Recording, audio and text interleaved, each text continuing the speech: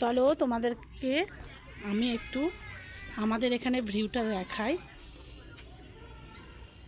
দেখো আমার গাছে কি হারে ফুল ফুটেছে। ও দেখতে পাচ্ছ তোমরা, ভীষণ ফুল হয়েছে, প্রচুর ফুল হয়েছে গাছে। এটা লেবু গাছ, বাট লেবু গাছের সঙ্গে ফুল গাছ হয়েছে। এইটা হচ্ছে আমার বাড়ির পরিবেশ। ওইদিকেও একটু সবজি গাছ লাগানো আছে। এই দেখো এইখানে আমাদের পেয়ারা গাছ, পেয়ারা অনেক ধরেছে, অনেক পেয়ারা এসেছে গাছে। কিন্তু মানে সব সময় বেঁধে রাখতে হবে, না হলে খাওয়াই যাবে না। কাঠবেড়ালি এখানে আমাদের প্রচুর, কাঠবেড়ালি প্রচুর। তোমরা কি কাঠবেড়ালি দেখতে পাও এখন? কিন্তু আমাদের এখানে প্রচুর কাঠবেড়ালি। এই আম গাছে দুটো একটা আমও ধরেছে, দেখো এটা 12 মাসে আম গাছ হয়েছে।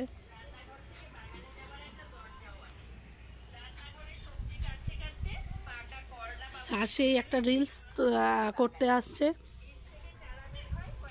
দেখো এইখানে একটা কাঁকরোল গাছ হয়েছে, ওই কুঁড়ি এসেছে, ফুল ধরেছে সেখানে, হয়তো হবে দুটো একটা। বা সুপারি গাছ আছে, দুটো একটা সুপারি হয়েছে, তোমরা দেখতে পাচ্ছ বন্ধুরা।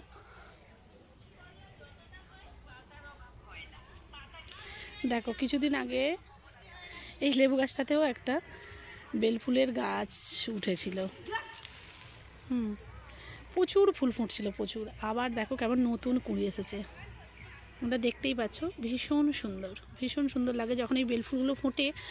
আর এর যা গন্ধ, এত সুন্দর গন্ধ, মানে কি বলবো, ভীষণ ভালো লাগছে, ভীষণ ভালো লাগে।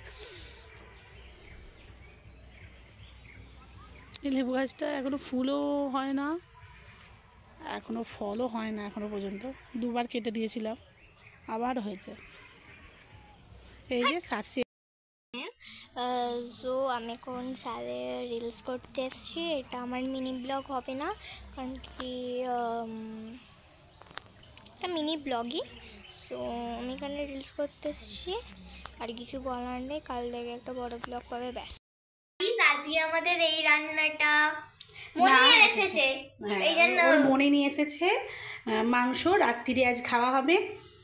আজকে রাত্রিরে ডিনারে আমাদের রয়েছে মাংস, আর একটু এখানে সবজি রয়েছে, আর আছে ভাত। আজ ভাত করে রাখতেই বলেছিল দিদি। প্রচণ্ড গরম, ভীষণ গরম, এত গরম পড়েছে এবারে। গরমটা যেন একদমই অন্যরকম। বন্ধুরা তোমরা তো দেখতেই পাচ্ছ যে মানে গরমে থাকাই যাচ্ছে না, এমন হচ্ছে। না বৃষ্টি হচ্ছে না কিছু, বৃষ্টির জন্য অপেক্ষা করা হচ্ছে, বৃষ্টি আসছে আবার কিন্তু বৃষ্টি চলে যাচ্ছে, বৃষ্টি হচ্ছে না।